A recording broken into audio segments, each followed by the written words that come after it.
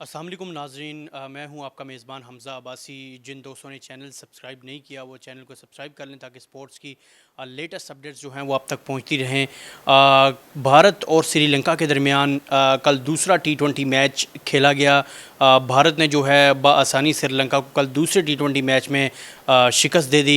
Series जो है वो भारत के नाम 2-0 से, और सूर्या और गौतम गंभीर का जो एक दौर है उसका आगाज़ सीरीज़ की जीत के साथ, और टी20 सीरीज़ जो कि श्रीलंका में खेली जा रही थी अवे द होम, उसमें जीत के साथ किया गया।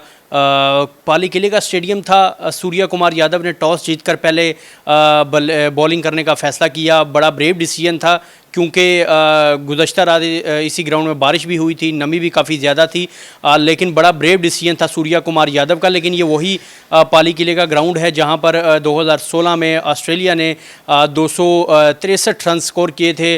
शायद आपको याद होगा ग्लेन मैक्सवेल ने उसमें 145 रन की इनिंग्स खेली थी। टी20 मैच था, लेकिन बड़ा ब्रेव डिसीजन था कल सूर्या कुमार यादव का। नमी भी थी ग्राउंड में, लेकिन वो चेज़ की तरफ गए, और जब मैच कम ओवर्स का हो जाए फिर एक्साइटमेंट भी जो फैंस होते हैं उनकी बढ़ जाती है। श्रीलंका ने स्टार्ट अच्छा किया था, 14 ओवर्स में 125 रन थे, लेकिन कमेंटेटर्स भी कह रहे थे कि ये वो ग्राउंड है जहां पर 160-170 से ज़्यादा के रन्स नहीं हो सकते। तो वही बात हुई। श्रीलंका ने एंड के जो लास्ट के 5 ओवर्स थे उनमें उस तरह की परफॉर्मेंस नहीं दी, विकेटें गिरती रही, और 8 ओवर में 78 रन का जब टारगेट दिया गया भारत को डेथ लुइस मेथड के तहत, तो भारत ने बआसानी उस टारगेट को चेज़ किया।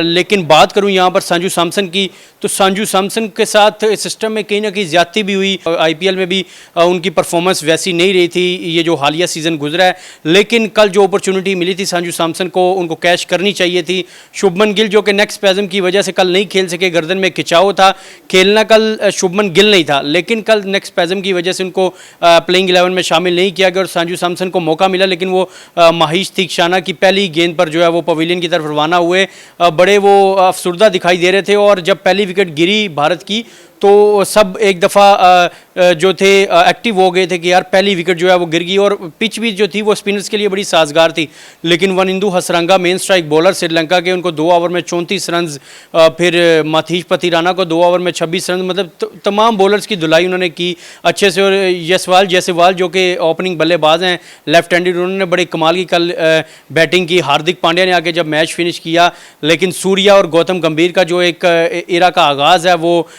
सीरीज़ के विन के साथ हुआ। संजू सैमसन को ओडीआई स्क्वाड में शामिल नहीं किया गया, हालांकि लास्ट ओडीआई जो संजू सैमसन ने खेला था उसमें सेंचुरी स्कोर की थी, लेकिन ओडीआई स्क्वाड में इनको शामिल नहीं किया गया। ज़्यादती इनके साथ हो रही है, लेकिन जो चांस मिला था इसको कल कैश करना चाहिए था। तीसरा टी20 मैच कल दोनों टीमों के दरमियान खेला जाएगा। आप भी कमेंट सेक्शन में लाजमी बताइएगा भारत को तीसरे टी20 मैच में किस प्लेइंग 11 के साथ उतरना चाहिए, किस प्लेयर को चांस देना चाहिए, और चैनल को लाइक, सब्सक्राइब और शेयर ज़रूर कीजिएगा। शुक्रिया।